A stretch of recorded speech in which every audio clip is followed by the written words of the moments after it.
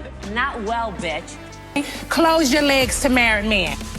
We don't say that, but now we said it. And welcome to our Bravo episode of Tender Loving Care with your host, myself, Pauline, and my darling Kate. This is the time of the week that we dive headfirst into all of the current airing Bravo shows that we love. As you know, Kate and I's podcast, Tender Loving Care, which is available on all podcasting platforms, has a new show every Wednesday, which we deep dive and break down a show from the TLC or Discovery Plus network, past or present. And on Tuesdays, we also have our 90 Day Fiancé episode. So don't forget that. But this is the time of the week that we are going to talk purely Bravo. Hi, Kate. Hi, bravo, bravo. Bravo. Yesterday, I took to the gram. I took to Instagram because I text you feverishly. Mm-hmm. It is into the evening and I'm settling for the evening. Okay. We've been through so much in the Bravo world. And then suddenly I'm in the trades, Instagram, page 6, Daily Mail, and it comes up Dorit and PK are living separately. And I text you straight away, Kate, no, I can't cope with anymore. I know it's really too bad. I thought that they were tight. I thought they were just fine. Well, did you see that they did release a statement? I think I put it on Instagram afterwards. So it broke, and then it was obviously we're going to talk about Real Housewives of Beverly Hills premiered yesterday. We had Kyle on Watch What Happens Live, which we'll discuss. Then we had this breaking, like just after it aired on the East Coast, that Dorit and PK are living completely separate lives. Then they released a statement, like tout de suite, very, very quickly, and it said. It was kind of like the Mauricio and Kyle one, except they said they are not separating or separated. They are not separated. They're not separating. They've just had a very, very hard year that you will see play out on the show. But there were photos of PK without his wedding ring. He is apparently not living in the same house as Dorit. I don't know, Kate, but I said to you in the text, there are so many things I'm so cynical about in life, but I believe everything I see on Bravo shows. I need a deep explanation of how Kyle and Maurizio can go from being like loved up teenagers to what we saw this week, where Kyle despises Maurizio. That's what it looks like in this. And, you know, Dorit and PK aren't actors. They couldn't have been actors. She went through that huge thing with the break-in.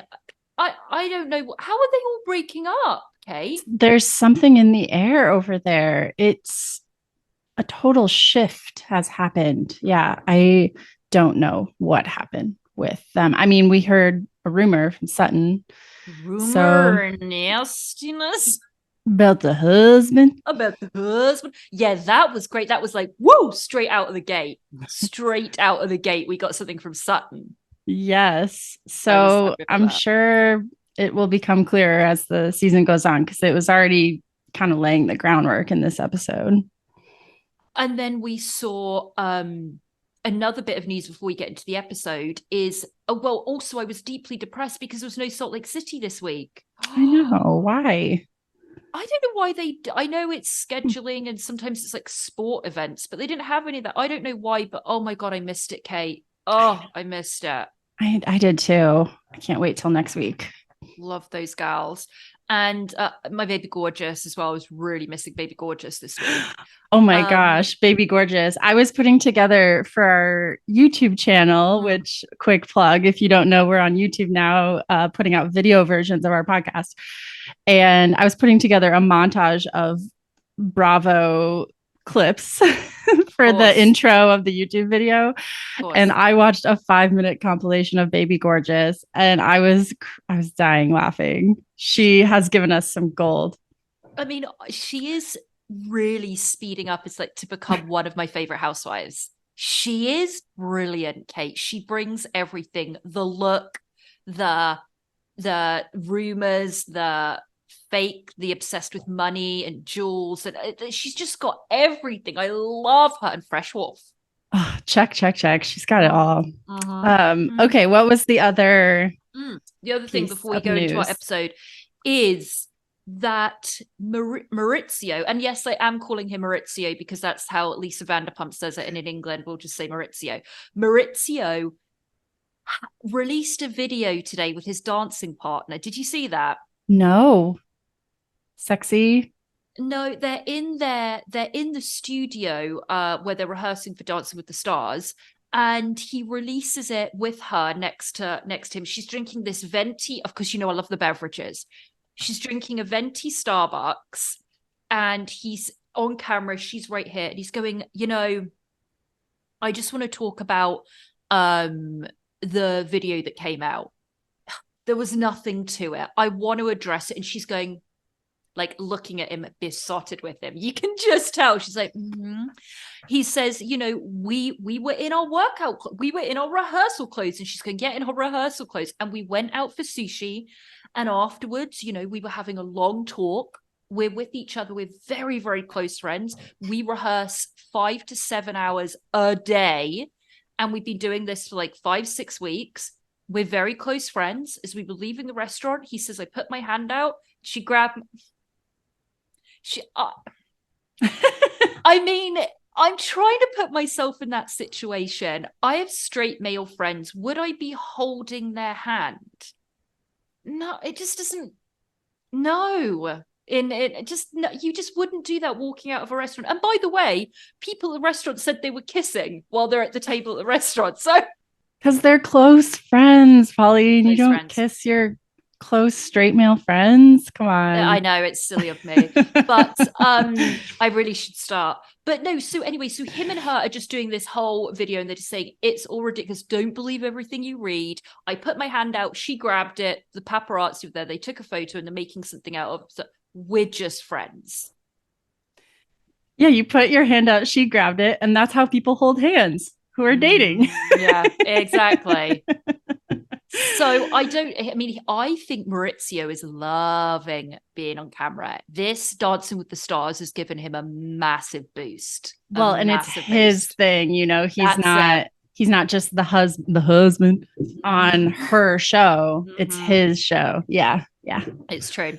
Anyway, that was the last bit of news, Kate, but we're only going to be discussing BH, which I think is nice in the sense that it was the opening to a new season. Right. There's lots to get into. There's some things I kind of have questions about that maybe I'm just not remembering how stuff went down. So I'm glad we can kind of hash it out and see where we're at with the girls. With the girls, absolutely. So we start off, I realized I haven't got my notes up, so bear with me. But we start off and it's going into the headlines, right? So they're showing, woo, I love it when they do that, of like what's to come. And they're showing the headlines of Maurizio and, sorry, it's going to really annoy people. I'm saying Maurizio. You could just say Mo. You could just say Mo. Okay, Mo.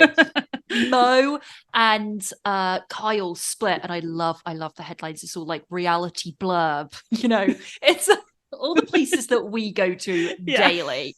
Reality blurb. I don't even think they got page 6. It was like gossip realityt.com. I mean, it really was. I liked it. Best of the best. Mm-hmm. Sorry, I'm just finding my notes there. So it's all this stuff basically setting the scene for the season. It's like the storyline is going to be Kyle and Mo. Yeah. And they do the clips of her being coy. What's going on? And she's so but we see what's really interesting is they do, like, when Erika announced, the divorce from Girardi, that they all did like the FaceTime, all the ladies. So you see the FaceTime of Dorit saying to PK and saying, I don't understand. Like, they've just seen the headlines. They're saying, I don't understand. And PK says, I was just at dinner with Mo and he never mentioned anything. Mm, I think odd. that relationship is soured. I think that relationship with Dorit and Kyle, I think is soured. They were best buds. And even though we see them together, I think something's gone on there because of this other Morgan, Kyle's supposed girlfriend. I think she's got into a lot of stuff. So we see that, and then we see that they're going to go to Barcelona. They've got all this stuff coming up. But for me, we should have just had a cold open of PK and his crisps. Now, in England, we call them crisps, chips.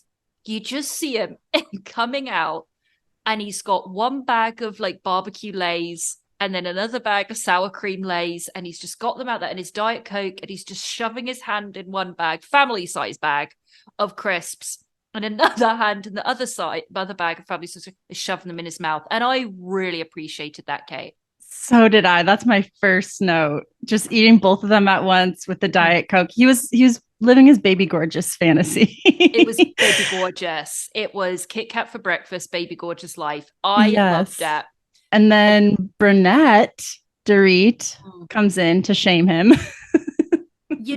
We've seen it before because remember, PK has diabetes. Like he can't, he has to really watch his diet.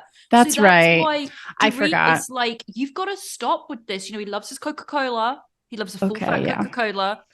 So Dorit's like, you've got to stop. Okay, that's better. But I did love him with his crisps. He was so happy. Like I've never seen him happier. Just there, Diet Coke and crisps.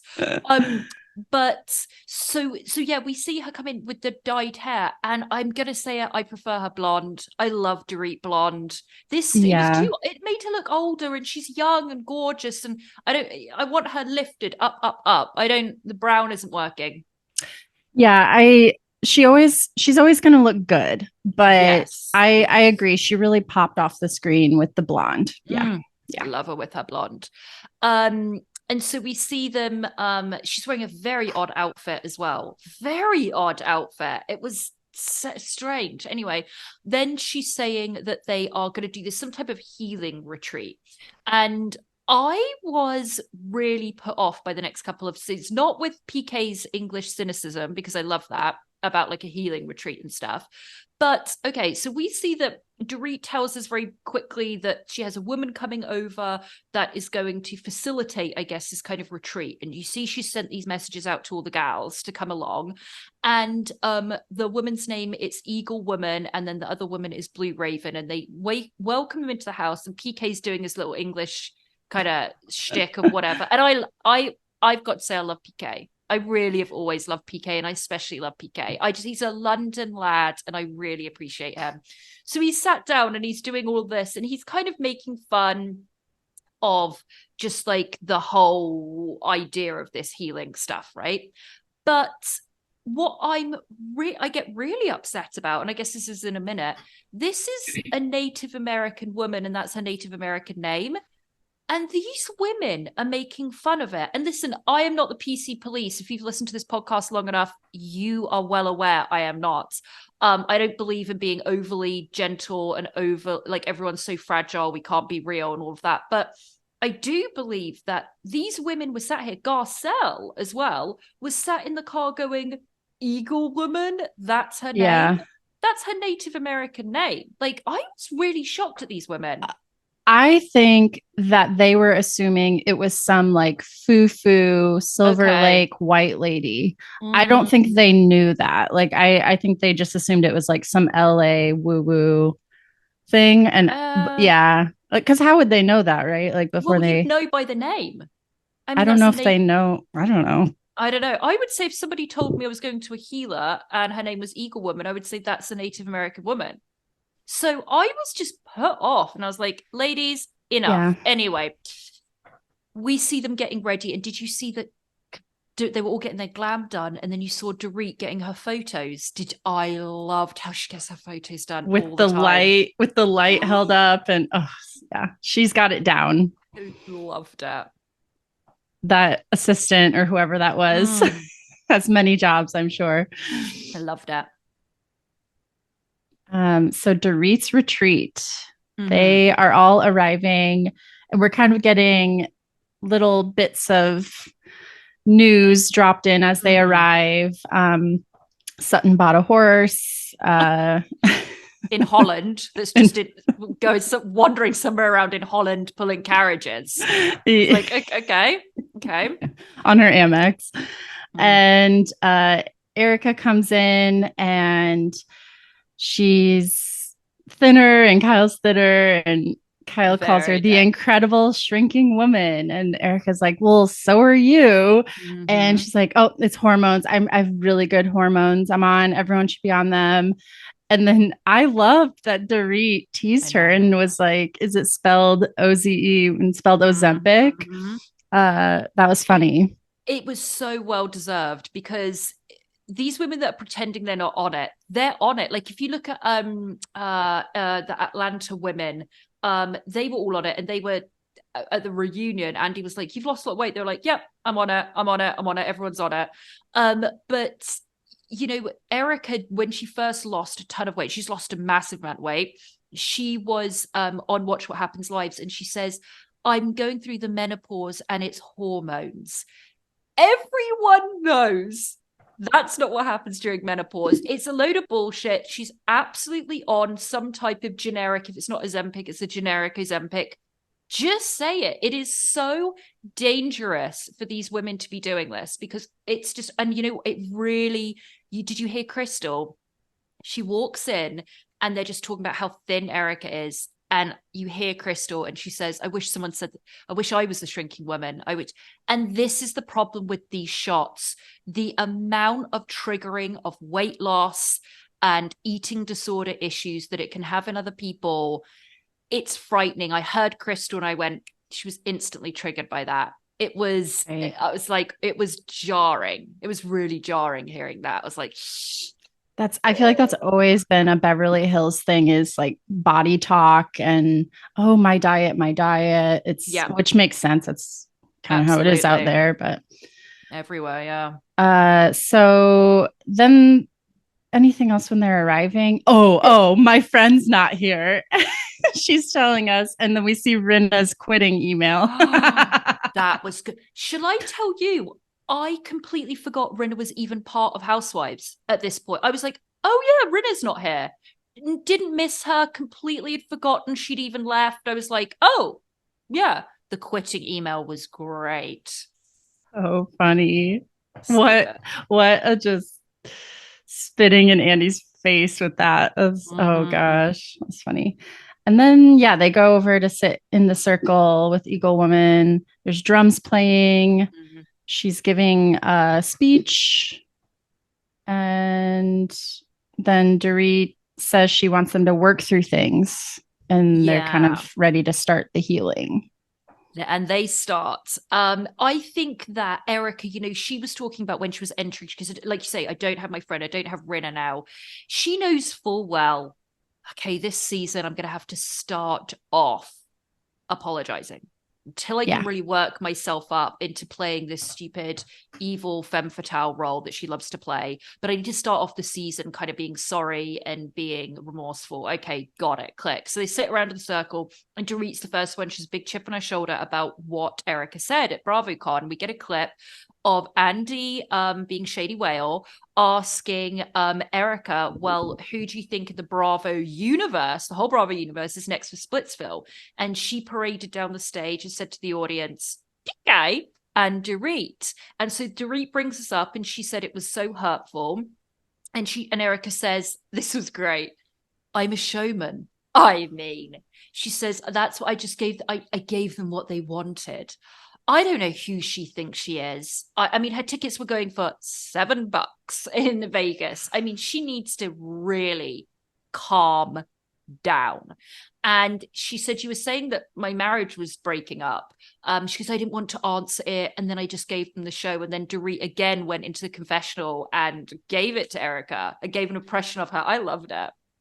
I did too. I'm glad that Dorit called her out on that, because when you watch that clip, when I watched that clip, I just thought, these women are not friends at all. Like none of them they're not real friends. She wouldn't have done that. And that's when I thought that he actually narrowed it down and said which of the Beverly Hills relationships, but I didn't realize he was saying a whole Bravo universe. Like she could have just thrown out anyone on one of these like fringe shows or something, but she didn't because she's a showman.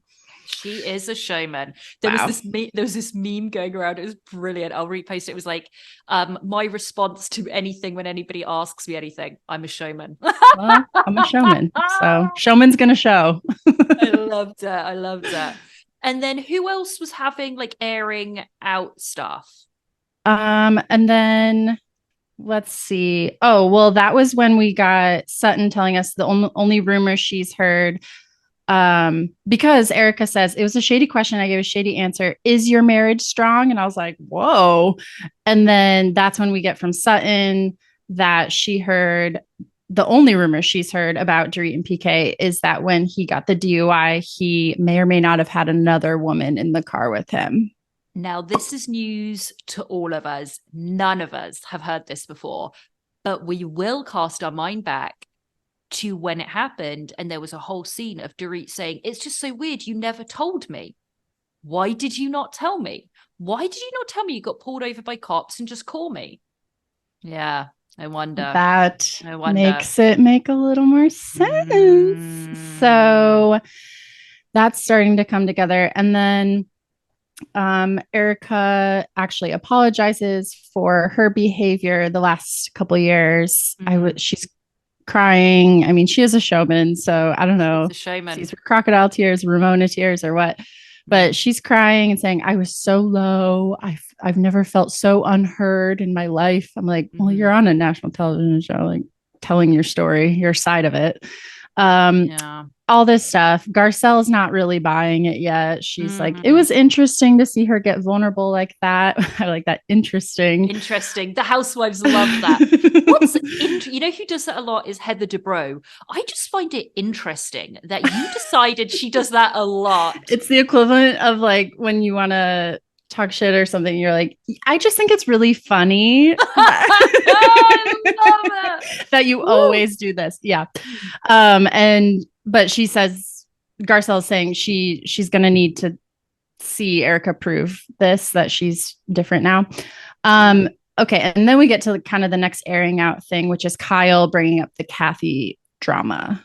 Oh, I wish we had Kathy back. I mean, I hope she'll pop in. I doubt she will, but yeah, I mean, we forget. What I did do as due diligence is before this started, I watched the third part of the reunion from last season. Okay, and I forgot how it kind of ended with Kathy. I mean, it was just, it was bad. Kyle's terrified of her. There is massive trauma there. She's a very, very manipulative, messy history with her sister, and this isn't even Kim. We're talking about Kathy here, and I completely understand Kyle when she was saying, I feel sick in my stomach when I see Kathy's name come up. We saw each other at Sutton's party. They're obviously not on great terms. And I think the show really messed everything up. Kyle felt very alone. She couldn't cope. You see her at the reunion. She's a mess with Kathy knows what to do. Kathy's a controller. Kathy, plays chess. And I think that it's a shame. And Kyle says she just didn't feel as though Dorit was there for her or anyone was really there for her. And Sutton, she said, likes to go to Kathy's parties. Everyone wants to go to Kathy Hilton's parties because everybody's there. And I think you're right. I get it. Can you break this down for me just a little bit last season? So I'm trying to just wrap my mind around this so I know going into this why she's upset. So last season, Kathy was on the show a lot. She had that drunken blackout or whatever it was when she was with Rinna. Rinna took her away from the club, and she was apparently saying terrible things about the whole cast and about Kyle. And then Rinna brought that to the show and revealed what was said. Yes. And that was upsetting because now Kyle is put in between her sister and her castmates / frenemies, friends. I think that's what it was, because we've got to remember, because that all happened in Aspen. And then the next day they were due to fly out. And Kathy didn't even get on the plane with them. They got on that private plane. They flew back to LA. Kathy came later. Then we get the scene of Kathy acting like a cowgirl. Remember, she's like, I've come here from Ponderosa to her house to apologize. And she came in and we had that scene. Right. Of Kathy saying, I'm sorry, I did blow up. And then so she's saying sorry to Kyle. Kyle's saying, okay, I've heard everything. Rinna told me, by the way, Rinna's coming over. And I think I think that was a big thing Kathy didn't forgive her for. Kathy had no idea Rinna was coming over that day.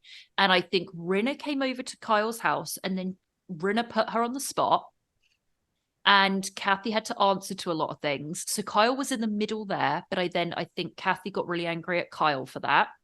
The season went on and Rinna wouldn't let it go with Kathy. So she kept saying to her, what you said this about your sister, you said this about this. And like you say, Kyle was put in the middle in the sense that she didn't just say, Rinna, you're talking a load of rubbish. I 100% believe my sister, which I think Kathy wanted.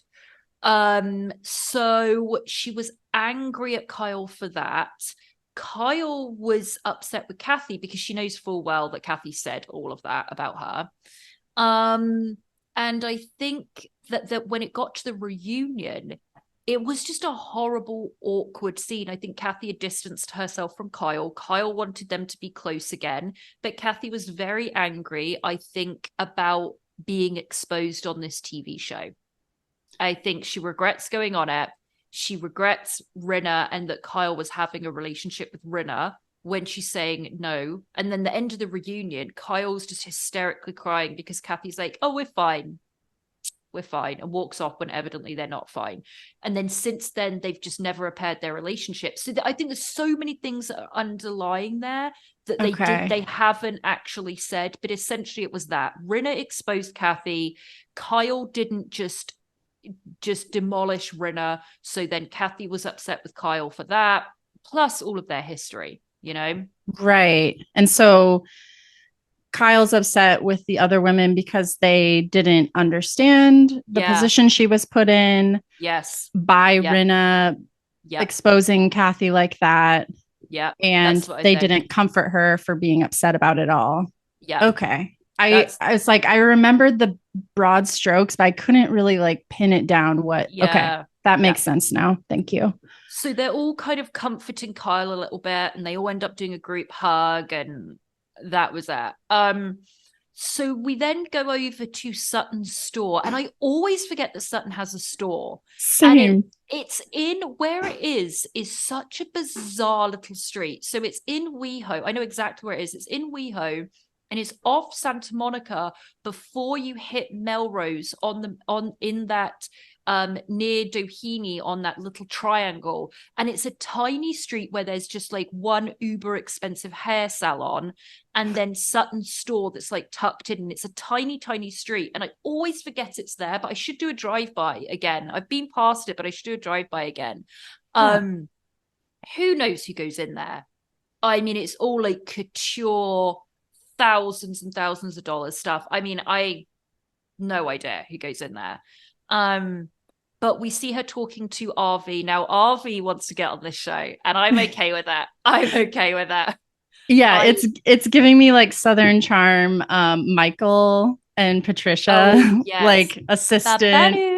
You're my guy. Yeah, I like him. I like him. I like him. He's got a little bit of sass going on. And he was a very short little fellow. I don't know if you noticed that when he walked off and he walked back, he was a very tiny little man, which I appreciate. So she talks about how she fell in love with her horse, Santos. And I love the editors. I put that on our Instagram. That photo, Santos.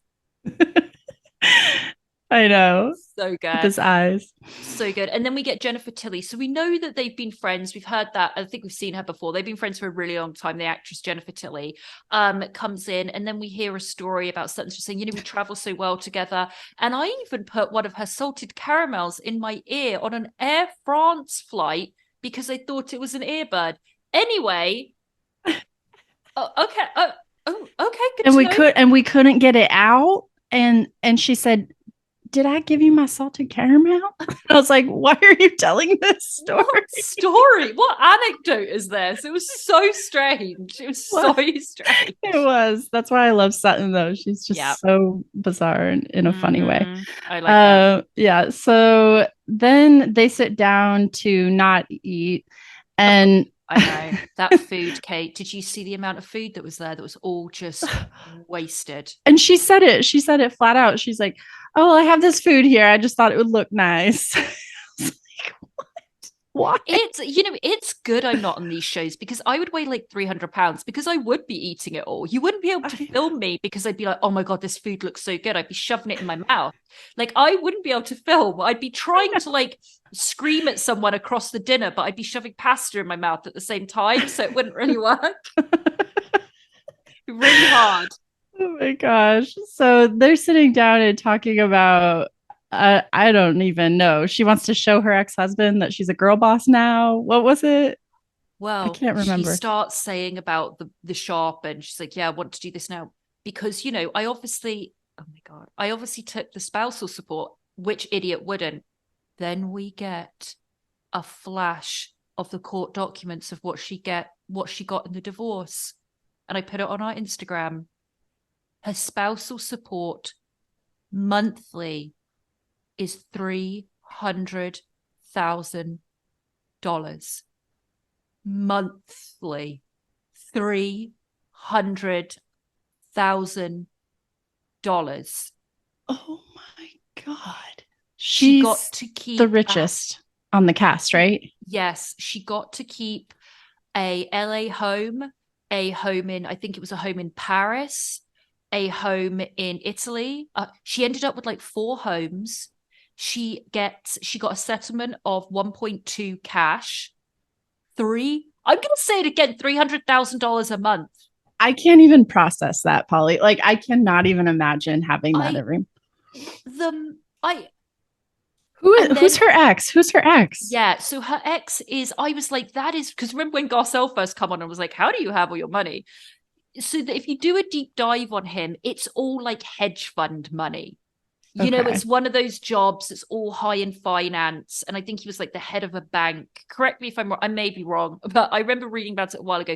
But it was something that I was just like, it's finance money. Yeah. Like, serious, big head of a bank finance money. Holy millions crap. and millions a year. So she claims that when they first met, they were on the same path, that he didn't have money and she didn't have money. But I think she came from money because she said she was a debutante. So I think she did come from a little bit of money, but nothing like this. And they grew, and she said, I was pregnant and I was on an allowance. And she said, we came up together and he earned that money with me. And he apparently very freely gave it to her. So I mean, it's obscene money. It's obscene money. It's like, okay, yeah, that puts it in perspective where she just comes on the show and is like, I bought a horse. Yeah. People ask me, why didn't I just lease a horse? And I say, because I didn't want to. I wanted to buy one. And you're like, okay, I go off, I guess. It's insane. So yeah, she's going over this with Jennifer Tilly, and then she talks about just wanting to be independent, and I think that was the extent of her conversation with her, right? Pretty much, yeah. That's all I remember. And then we have Kyle and Dorit getting together. Oh, just before that, there is a scene with Erika and her therapist. Oh, how did I miss that? Okay. Now I always have a story. It's always like I'm always 7 degrees away. So we've seen this therapist before, Dr. Mann and Jen Mann, and Erika was doing Zoom with her before, and this is her now doing in person. She goes and she's meeting Dr. She's hugging. She's like, oh, it's so good not to be in sweats and for us to be able to see each other. I know Dr. Jen. Now, yes, many moons ago, I used to manage a restaurant in Beverly Hills. I wasn't always at the level of stardom that I'm at now. I used to have like a regular job. Crazy. I used to manage this restaurant in Beverly Hills. It was a great restaurant, and it was very, very small, but it had very particular, really super healthy food. So we'd get a ton of celebrities, and we'd get a ton of very very influential people. So she used to come in nearly every day. She used to order the same thing. And I met her mother. I met her dad. I knew her quite well. Her mother, actually, unfortunately, I think last year or this year passed away, but she was very well known and even had a musical made out of her mother and her father that was on Broadway, because her mother and father were songwriters. They wrote for Barbara Streisand. So her parents are very well known. Okay. Dr. Jen Mann does huge amounts of work for animals. She's a big vegan, so we had a ton of vegan food. That's why people came into our restaurant. So she does a lot for animal rights. She's been on, I think, MTV, like I think it was Celebrity Rehab or one of those, or divorce stuff. She did that. So she's been on TV quite a lot. She used to come in and look, overall, she was very nice to me. Like I said, I met her mum, I met her dad. She would introduce me. She was always there for a chat. But without fail, I guess I can say whatever. It's true, it happened. Without fail, maybe every third order, she would call up and she'd order the same things, and she'd say, last week that cookie I got was actually really, really soft. So can I get another one this week? Every third order, I'd have to give her a free item. That's all. I love that. I'd get a phone call and I'd go, hi, how was everything? Well, there was this wrong with this. So every time I had to give her something free. So that was Jen. But anyway, I knew her very well. She used to come in all the time, but she does a lot of animal work, but she definitely likes to be on television, I would say. Okay. I'd say. So anyway, her and Erika are speaking about when when Tom Girardi dies. It was really odd. She was like, Erika's like, he's getting older and he's going to die soon. And Dr. Jen is like, yeah. And she's like, so you're going to have to prepare for how you're going to feel for that, because it's going to be a mix of emotions. And Erika's like, yeah, I guess it will be. And she said, I'm off Lexapro now. And Jen was like, you can't be mixing. Lexapro, I guess, is an antidepressant, I think. It is. Okay, so she's like, I'm not on that anymore. She's like, good, because you were mixing that with alcohol. And so she's like, I'm not on that anymore. So yeah, I'm looking, but it was an odd conversation about his death. It was not exactly light TV fodder. Yeah, that was strange. And then she asked for a free cookie. So no. Then we go to take us to Dorit and that pizza. And let's talk about the food that she prepared. Right. So Dorit and PK, they are chatting about Kyle's about to come over, and PK's like, well, I can tell you one thing from that her Instagram, she's not gonna be eating any of that pizza or having a drink with you and stuff. And so they're kind of talking about like, oh, it's the new Kyle, it's the new me, true renewal. True. And come back to us, Ramona. We won't have long. She'll be coming back. Oh my God. Trip. Yeah. Oh Lord. And so that's kind of what they're saying. And then she shows up, they have salads and water, and she's talking about kind of the new her, she's given up drinking because it wasn't serving her anymore. She's working out and all this stuff. And then the next thing I think I missed something, but the next thing I have is the relationship with PK. Dorit's talking about feeling alone in the relationship, and he hasn't been there for her like she wants.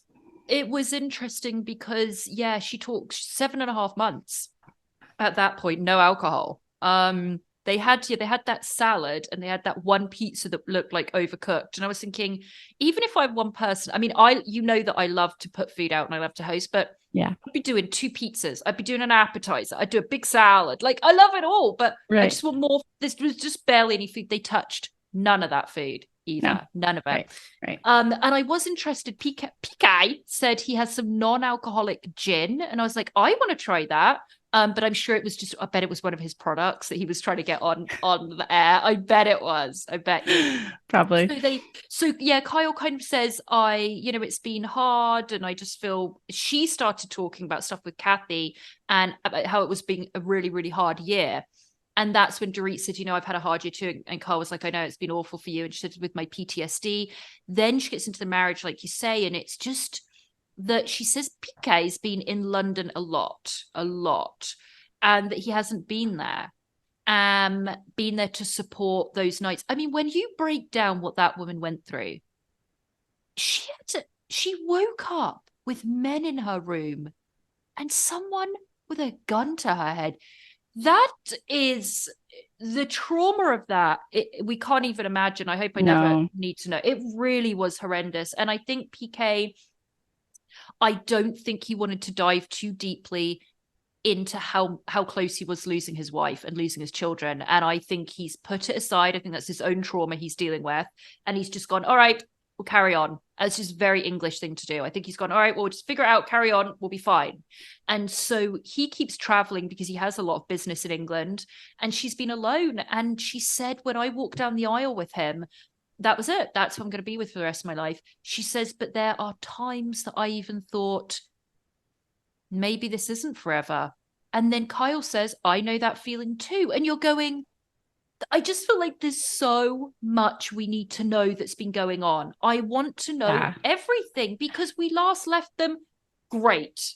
And now everything falls apart. They've been married for decades. They have tons of kids. It's like, does this just all fall apart? Does everything just eventually end, Yeah, you're right. It feels like so much has gone on since we last saw them, and they're only giving us the tip of the iceberg, as far as the background on it. They're like, oh, well, I have felt alone. And you're like, okay, what else? What else is this?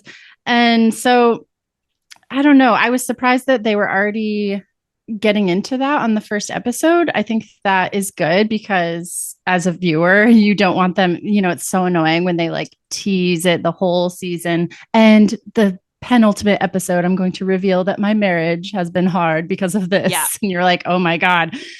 So it's good. But yeah, I'm interested to see what else will come out this season about all of that, for sure. Very, very, very strange.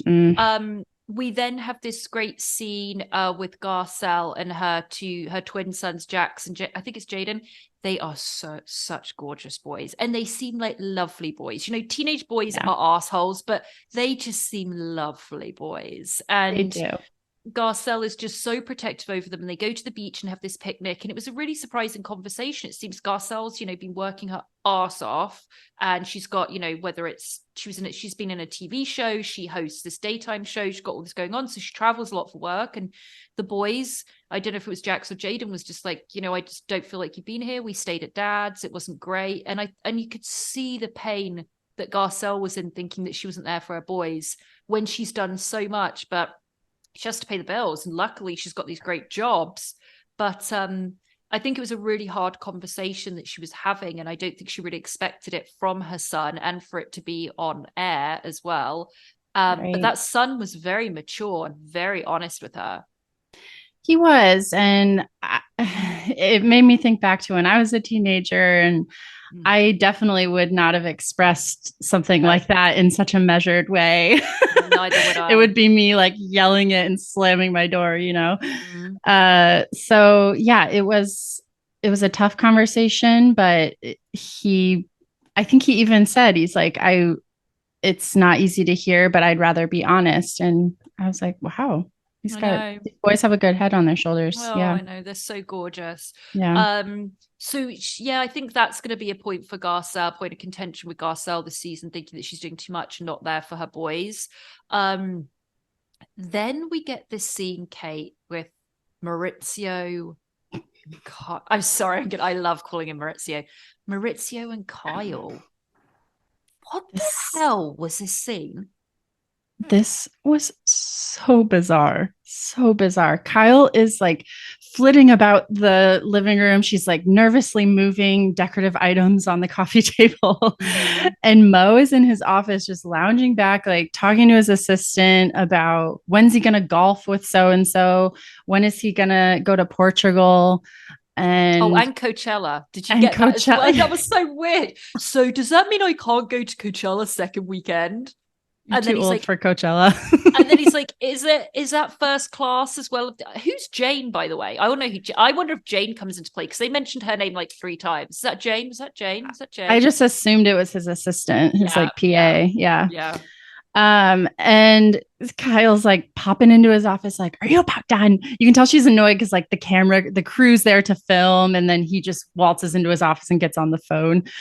And so he finally gets off the phone, comes over and sits down, and they proceed to have the most like stilted, distanced conversation we've ever seen them have. The more I'm looking at this, he did something. She found out that he did something. I'm convinced of it at this point because there are couples who just fade away from each other. But she's angry at him. She's angry and she changed her life. She says it in this. She's like, I did everything for my mom. I did everything. And now it's about me. And I think that he allegedly, there's been so much stuff about him playing around. I think he probably did. And she finally had enough, I think. And it was like the last straw. And then she found this Morgan woman who she became obsessed with. And so she's just like, this is a new me. It is a rebellion. It's her, like Maurizio kind of says she is rebelling because I think she desperately wants freedom and is so sick of playing a role. But something major happened. This is not also he's worked so much. He has like the agency is huge. It's like in all these different countries. He has a TV show. I think that he's just vanished. And she hasn't known where he is. I think that's been a massive frustration. Then she's may have seen some text messages she didn't want to see from someone on his phone. I'm guessing at all of this. And she went, I'm done. This is it. I am done. I put up with it before. I think she is very much like Teresa Giudice when remember all that stuff with, Joe, this is really going back in the archives, when he was cheating on her, caught her on that phone call, all of that stuff. Teresa, it took her years to admit that he had cheated on her. And I think Kyle's at the point of like, I'm not admitting that he cheated on me. I don't want to do that. Whether it's protection for her children or protection for him, or she's embarrassed, which she shouldn't be. But I think there's a level of that. So instead, she's like, I'm done. I'm doing everything I want to do now. Exactly. That tracks for me. And it explains, the tattoos and the Morgan thing. It's starting to make a little more sense to me now, seeing how she doesn't seem to be close with any of these women anymore. No. And I'm just kind of like, she probably was really craving a true, genuine female friendship. And she's like, not rebelling, but doing what she wants and not caring about what Mo's up to anymore.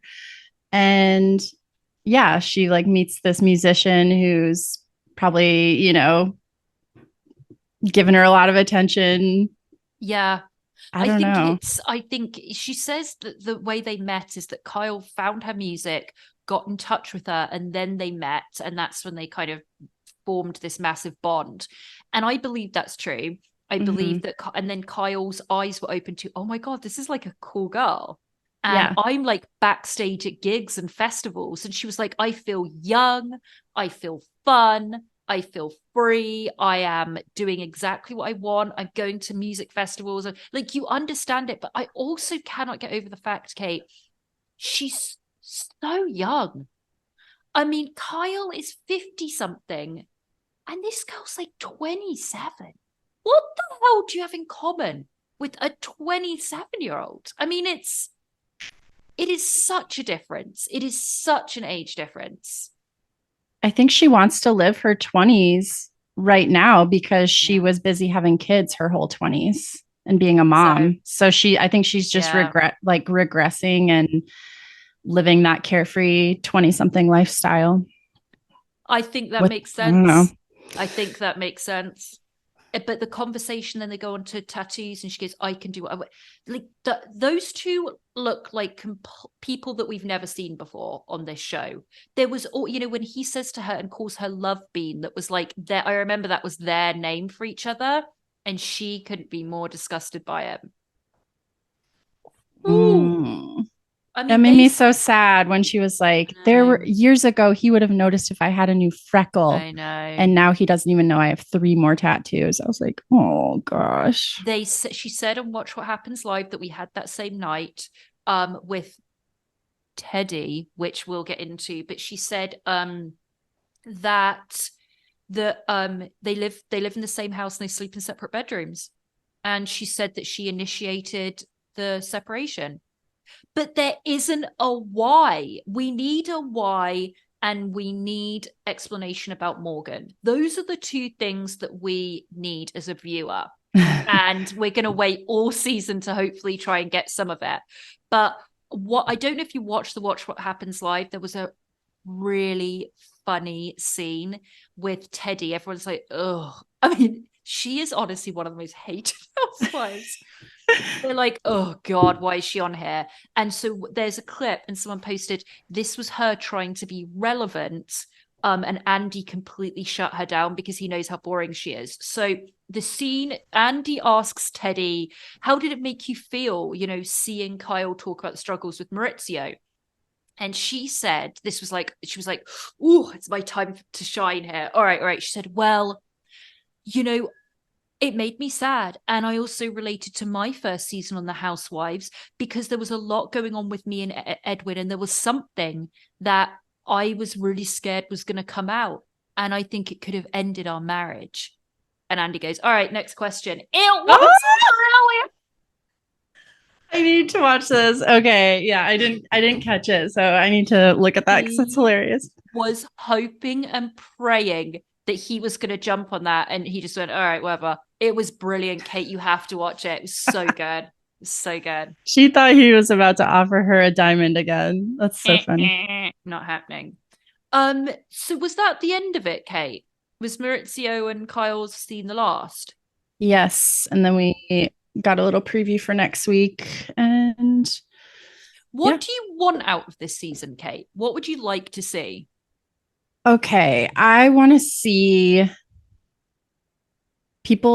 someone, Denise probably, like put Erika in her place for being mean. Right. Yeah. That'd be and really nice. I want more background on Dorit and PK's relationship breakdown. I want more background, obviously, on Mo and Kyle. Mm-hmm. I don't want to be teased all season and not get answers. That's going to be frustrating as hell. Yeah. I want to know the Morgan of it all. Mm-hmm. Mm-hmm. I want answers behind these headlines that we're seeing all year. Yeah. Absolutely. What do you want? I echo all of that. I would also like to see Sutton. I'd like to see Sutton stir it up more. She's already come out the gate with something. I want her to really stir. I would appreciate that a lot.